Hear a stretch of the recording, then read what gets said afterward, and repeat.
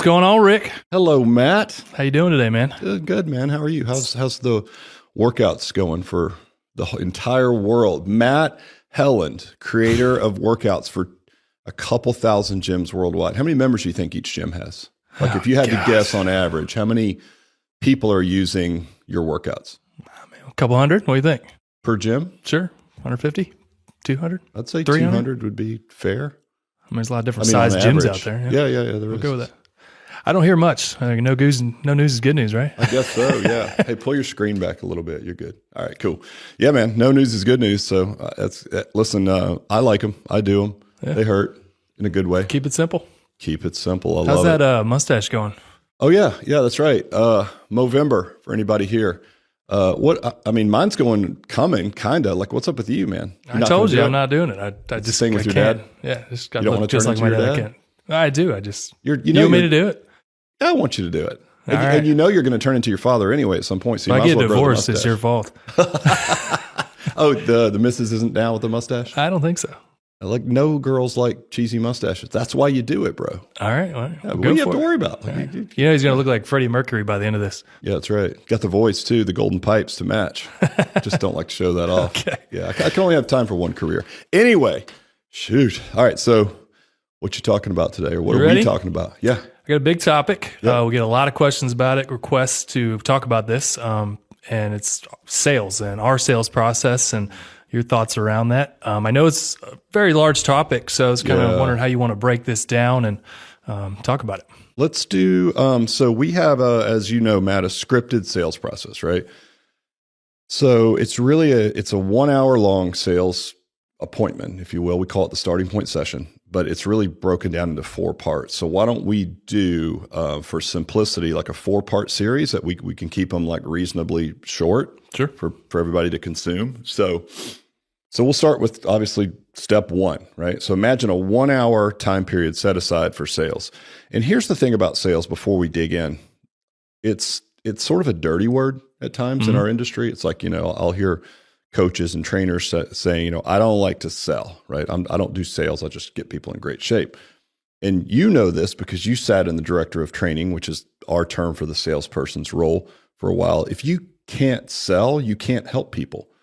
So of all the things you want to do, get people in great shape, you're intrinsically motivated to change lives. None of that's happening if you can't sell. right. So you've got to lean into sales and to have a scripted sales process. Everyone that listens to anything I've ever done knows I'm a big fan of the E-Myth Revisited by Michael Gerber.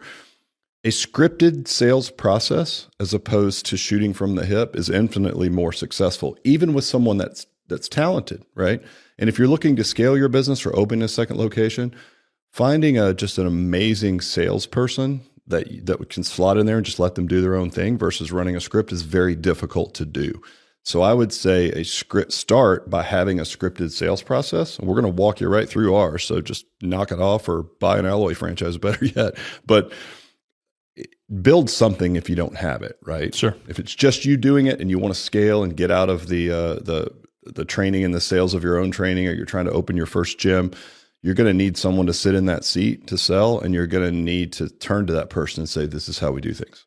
Okay. That means Well, having before a we get system. into what's kind of some of the pitfalls if you don't have a system? I mean, what are some of those gyms going to run into if they just have a shoot from the hip salesperson in their location? Well, if they're really talented, they'll probably still see good results, right? But I guarantee you that really talented person has, without even knowing it, a sort of protocol. Like this is what you'll hear when you go to these gyms. Like if we're consulting or going in as a license, when we had a license going into these groups, you would hear the individual saying, well, this is how I do things. And when I sit down with someone, I do it this way, right? Mm-hmm. Well, what they don't understand is they're all, if you step back and you look at it from say crop duster height, and you're just kind of listening to all this feedback, it's funny how similar everyone's successful, if they're successful, how similar their sales systems are, right? So what you run the risk of if you don't have a scripted sales system is, again, your ability to scale, right? Your ability to sell, like let's say you go from trainers selling their individual selves, like, hey, work with me, I'm going to help you reach your goals. That's an easy sell. But hey, work with us. I'm going to give you over to, Cindy, right? She's going to be your coach. That's a different level of sales acumen, right? So if you're shifting gears from individual selling your own self to selling a service, and you've gone through that, right? To work with someone else, it's going to take more effort. So I would say the drawback in having just shoot from the hip sales is it's not a consistent experience for the customer, right? You're probably going to lose, certainly with new salespeople, you're going to lose some sales to the fact that they're going to get lost, or they're going to get thrown for some loops with some tough questions. Or maybe they're not going to tee it up right so that at the end, they've got the person primed and ready to purchase, right? Sure. So, I mean, at the end of the day, what I'm really saying is you're not going to be as successful. Sure. Well, but also, I mean, if you are running a system like us, we all say the same things, do the same things, and you have different messages coming out of that office, that's going to hurt you down the road for sure. Yeah. I mean, one of the pitfalls that you and I don't even talk about, or haven't talked about, I don't think, is like, if there's something in the sales process that's like over-promising, essentially, right? And then those things aren't manifested on the floor. Mm-hmm. And then if you're selling certainly into a market with a hook, like a trial of some sort, you're going to lose that customer, because someone's going to sit down and almost tell them anything to close the sale, because that's what they're being, that's what's being measured. Sure. And then if they're saying, oh yeah, we'll do this and we're going to do that and we're going to coach you on nutrition and we're going to do all these things and we'll go grocery shopping with you. And you hear these things, right? Yeah. And those things can't actually be executed or delivered on the back end. You're going to lose that customer because the expectations are now too high. So there's a lot of things, as you can imagine, that go into a systematic approach, like things like not over-promising and under-delivering, right? So listen, there's a lot of pitfalls. So I think overwhelming messages have a system of some sort. And if everyone's running the system and we have a consistent gap in sales, then you change the system. But if no one's running the system, how do you know what to repair? Yeah, right? Don't know what to fix. Don't know why you're successful. Exactly. Happens a lot, actually. Big time. That goes with marketing or training or any other kind of system. So all that being said, let's dive into our sales process. What we feel like our best practices. We've only been at it 28 years, so I think we've got a pretty good process here. In step one, so imagine taking a 60-minute hour, and it doesn't always work out perfectly. Let's say that we broke it up into 4 individual segments, so they're 15 minutes each. If in a perfect world, we know it doesn't work this way always. So the first part of the sales process is what we call the meet and greet, and that would be, some people might say goal and needs analysis, right? Another term that we use for it is what we call peeling the onion, right? So when we sit down with someone, we should have collected ahead of time a little bit of information based on their phone call. And as you know, you answer this. What's the number one goal of most people that are coming to a personal training facility? Weight loss. Weight loss. So you would say, okay, wants to lose, you need to have this in your notes. Now we use MindBody, which is our CRM, and this will sit in our notes. And it says, here comes Susie Q. She wants to lose 20 pounds and had rotator cuff surgery 2 years ago and has a bad back. Right. So you should have reviewed that when you sit down with this person. So when you sit down, you bring them in, you do a tour of the club, you're ready when they get there, right? You're on your feet, you walk over and you introduce them, you walk them around the club. Mm-hmm. You have a smaller footprint. It's very easy to introduce them to a couple of coaches, maybe even some pivotal clients that are sort of ambassadors of the brand, to say say you're a guy that's in 3 days a week, you're in great shape, and you're a huge fan of Alloy in general. I would say hey, Susie Q, this is Matt. He's been training here for 3 or 4 years. Matt, Susie Q's new. And he would immediately dive in and just be honored that he was introduced and say oh, I love it here. You're going to love it. Great to meet you. Don't let them work you too hard. Ha ha. Just almost like a little bit of a peek under the covers to what our culture looks like. Right. Mm-hmm. Then you walk them back. I like to sell out of an office for training because we're going to dig deep. So I would say a session needs to happen in an office. So when you sit down for this meet and greet and you're going to do what we also describe as peeling the onion, you're going to need to be in a private setting. Yes. And I've heard information that contradicts that, like sell out on the floor. I'm like, listen, this isn't come try the latest, greatest workout.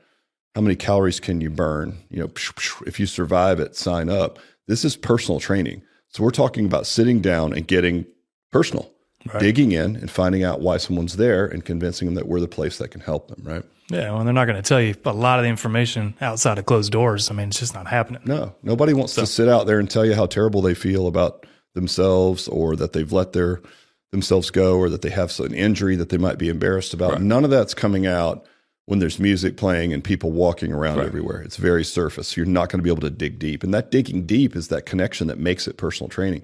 This is a differentiator between you and all the other hit franchises that are going to be in your market, right? Yep. So you sit down, obviously you're professional, you're ready. We talked about it. You tour the club, you're standing when they come in, you introduce yourself, you sit down with them and you simply say, listen, I've reviewed your goals and I have a few questions for you. Now, what that tells them is that you've already spent some time looking over their specific goals before they have paid you a dime or even walked in your facility. So it immediately takes the relationship from transactional to personal. And that's where we want to keep it, right? So as soon as we get like, listen, I've read these goals, or I've read your goals and your concerns. I see you have a back injury, you lose 20 pounds. I'd like to ask you a few questions. And they go, okay, great. It's all about me. Yep. And so then you simply start asking questions. And so if I asked you, Matt, as a say you were a female that hasn't worked out in a long time and you've got, again, bad back and I say, listen, it says here you want to lose 20 pounds. So tell me why you want to lose 20 pounds. Yeah, I mean, you could be pretty straightforward. People, it's like, I just want to lose weight to feel better. Or generally people dig in a little deeper and they start, I don't feel good. My clothes don't fit. I'm embarrassed to go outside. I don't like going to the pool. And, that's where the magic happens, right? I mean, those questions. And how many times have you sat down and thoughtfully, now, mind you, and these are things, I know we're kind of flying all over the place here, but these are important. So when I sit down with you, I don't want to be across a desk, right? I want to sit down with you probably on the corner, and I want my body language to be good. So I'm going to square up to you and face you, and I'm going to give you eye contact, right? I'm not going to sit across the desk looking at a piece of paper. I'm not going to have you in an odd place in the office that makes you feel off-putting. I'm not going to turn sideways to you, right? Like I'm on my computer. I'm going to turn and face you. I'm going to have a real conversation like I'm at a coffee shop, right? And I'm going to say, all right, well, why do you want to lose 20 pounds? And here's what we find when you ask enough why questions. That's peeling the onion, asking enough why questions to get down the core of why they're there. Sometimes people will tell you what they think that you think they need to do. So if I sit down with you, Matt, you're really fit, and I'm a guy who hasn't worked out in a long time, I'm really out of shape. I might say, well, I don't know. I need to lose some weight. I don't look that great. I'm not happy with myself. Sometimes when you really listen to that response, it sounds like a question, right? Like, hey, so it says you want to lose 20 pounds. Like, why is that? Well, because I'm out of shape. Right. It has the tone the voice inflection would lead you to believe that they're asking, like, isn't this what I need to do? And if you ask another why question, so if I said, hey, you want to lose 20 pounds, and you said, well, I don't feel good about myself. And I'm like, well, why don't you feel good about yourself? You could just keep peeling that onion back till they'll say, you know what, it's not really, I guess it's not really about the weight loss, Really what it is I just don't feel good. Like, my husband likes to hike, and so I like to go and hike with him, and I'm not really able to keep up these days. My knees hurt, and then I got this bad back. So like half the time my kids are home from college and, I can't even do some of the things they want to do. Like they want to go bowling, and it's like, well, can I even go bowling? Because my back hurts, And so what you start hearing is, it started out as 20 pounds, but it ended up as so much more, right? It ended up as like quality of life. Right. And other things they're going to get. That's the deeper stuff that you need to get to, because honestly, that stuff is a lot stickier. And when you read the millions of success stories we have on our wall, that's the stuff that's mentioned. Oh, yeah, by the way, I lost a bunch of weight, but here's all the amazing things that happened in my life, right? So you really want to get them thinking and projecting and picturing, like, what is their life going to be like, right, when they get into this kind of shape? And you do that by digging deep and finding out why they're really there. And then once you do that, you also are asking them in those questions, like, what have you done in the past? Maybe you already have that information, but if not, what have you done in the past that didn't work? Why do you think it didn't work? Right. And mind you, you're collecting data as well. A lot of the things like lack of accountability, we're hurt because of bad programming. All those things can be easily remedied in our processes, in our facilities, right? So as I hear these things, I'm going to be able to specifically address those. Why are you here? Why have you failed in the past? Why, again, exactly why did you fail? And then I can address that by what makes us different. What's going to make this time different? And I'm going to help you formulate that answer. Well, you're setting them up for success as opposed to just, letting them probably do what they did in the past, where they think they're just working towards weight loss. They may fail, and then they get right back in that cycle, right? Right. And think about like even weight loss as a goal overall. Like it's kind of this nebulous number that people just pull out of thin air. Like, I need to lose 20. Yeah, why? And who told you that you need to lose 20? Exactly. Why 20? Yeah. Why you say 20? Well, I don't know if it's 20. I'd really just like to be down one size in jeans. Well, that could be 10. That could be 7. Right. And so the issue that you run into if you don't dig deep is if you just take that first goal for face value and you don't help them formulate a more meaningful goal, and they don't lose 20 pounds, let's say they lose 15 pounds and they are 2 pant sizes smaller and their knee doesn't hurt and their back doesn't hurt and they are hiking and bowling and doing all these life quality things, they still feel like they failed because you let them stick on a goal of 20 pounds without asking enough why questions to dig deep and find out why they want to do it. Well, it's really about, changing their expectations and seeing for what, it really should be. It's like we want to be the healthiest version of ourselves. We want to be able to do what we want to do. And all that, builds up to, at the end, you probably lose some weight with that. But it's not all about losing weight, right? No. We eat healthy to be healthy. We work out to feel good and do what we want. Right. And a byproduct of those things is going to be weight loss. Right. That's it. I mean, look at our motto. It speaks to exactly that, right? Looking good. What does that mean? I don't know, like whatever that means to you. Right. Let's figure out what that means. Feeling great. That's important because if I look good, I'm probably going to feel better, but also my movement quality is going to be better. I'm going to be in less pain. I'm going to be able to do the things in my life that I enjoy, which then leads to the last, thing that we say, which is, looking good, feeling great. And then most importantly, living life to the fullest. And what does that mean to you? Probably means feeling good about the way you look, right? Feeling great with your health and the way you move and being able to do bowling and hiking and all the other things. That's really important. So we really want to hammer home those points and try to get people off of these superficial, very surface goals, right? Now, another reason that we do the meet and greet first is because the way that we set up our initial hour sales process is based on brain science. And it's really based on the way that people learn, right? So the 3 biggies for people and how they learn is people are auditory learners, they're visual, or they're doers, right? They're hands-on learners. And so what you'll find is if you have an auditory learner, a talker, this may take longer than 15 minutes. Mm-hmm. If you have someone that sits down with you and you dig deep and they immediately start to cry, I mean, you're getting somewhere. Believe me, I know it sounds like a terrible thing and you don't want to make people cry, but it does happen because it's so personal to people, right? If you can get them to really let that out and tell you why they're really there and reveal that little bit of pain and you can convince them that you're the place that can solve that pain, you've got them. Right. And you've got them in a good way. Remember, this is sales. You have to script and work sales. But at the end of the day, you can't sell this person. You can't help them anyway. Right. So it's all about helping. It's all about being prescriptive, So this meet and greet, again, it's for the person, the talker, the auditory learner. We like to say 15 minutes. I've had starting point sessions, and I'm sure you have as well, that almost where the entire time was spent. Right. In the office. In the office with someone who was just letting all this stuff out. And certainly for the sake of staying on timeline, you don't want to cut this person off or cut them short. If you're really getting somewhere with this meaningful conversation, let it go. Right? Well, I mean, don't worry about it. Ideal world, they should be doing most of the talking. You shouldn't be the one just hammering them with questions. And if they're rolling, you let them roll. Exactly. I mean, we'll get to more of this when we get to the close, which is the 4th step. But there's this old sales adage that says whoever's talking is losing, right? So asking meaningful questions and then just shutting your pie hole and listening is a very valuable skill in a sales process if you know the right questions to ask, right? And then you just keep asking until you run out of questions, honestly. Then you just say, all right, great. So when we finish this, again, 1/4 of the 1 hour of the meet and greet, we dig in, we find out everything we can about health history, why they're there, what we can do for them, what kind of quality of life they're going to have if they get in better shape, why they failed in the past, how we're going to be different. And then we simply tell them, all right, listen, now we're going to go out onto the floor and we're going to do, we're going to measure how you move in a good way. And then we're going to do a couple sample exercises to let you know that you're good to go. And then we'll come back in and talk about what that looks like. Sound good? And if you've done a really good job setting it up, you met them, with enthusiasm, dressed well at the desk, you knew their name. Whoever was working at the desk also knew they were coming in. They knew their name. You introduced them to staff and clients. You made it back to the office. You sat down and had this meaningful conversation.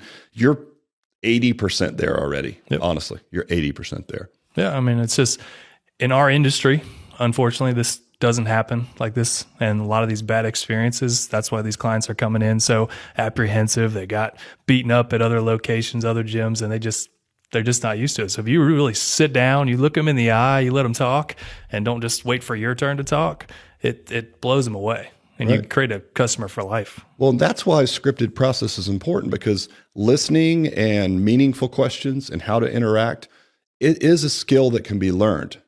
Granted, if you have those traits naturally as an individual, you're going to be better in that seat than someone who's not a good listener or what have you.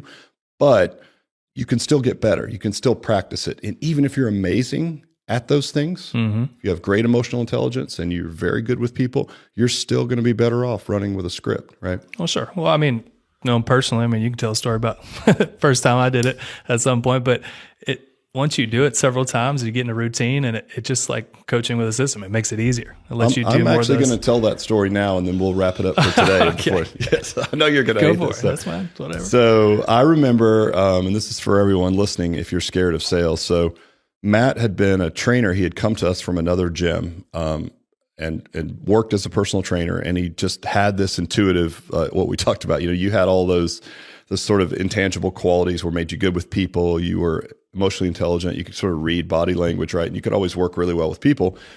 And then I needed you to move into the sales role, at least part-time. And I knew intuitively, based on who you were, I'm like, you're going to be great at this. And you said, what? I don't know, man. Yeah, I think you said no. I think it was more like, hell no, I don't want to do that. So we just run the play, just run the script, right? So you sit down and you do the 4-part process, and you get to the end and you ask for the sale. And as we'll get to in part 4, there's sometimes this uncomfortable silence. Yeah, feels like an eternity. It does. And remember, the advice was just sit there. Right. First one to speak loses, right? So make the suggestion and then just be quiet. And you said it felt like an eternity. You said like the whole world was coming, like you were going to black out, like your world was shrinking, like someone who's going to pass out. Yeah. And then they simply look up and go, okay, great. And you were like, are you sure? Couldn't get out of the office fast enough. Right. Yeah, exactly. But you signed somebody up for a 12-month agreement at $359 a month, first time out. Yes, you were talented, but you were also scared shitless to do it. And it really worked out well because you just ran the play and you trusted the play. And then you went on after that. It was like you just needed that one under your belt. And then after that, you were phenomenal. So, that just speaks to anybody that's scared to sell, or if you have, as a leader and owner, you have someone on your team that would be good, but they're pushing back because they don't want to do it.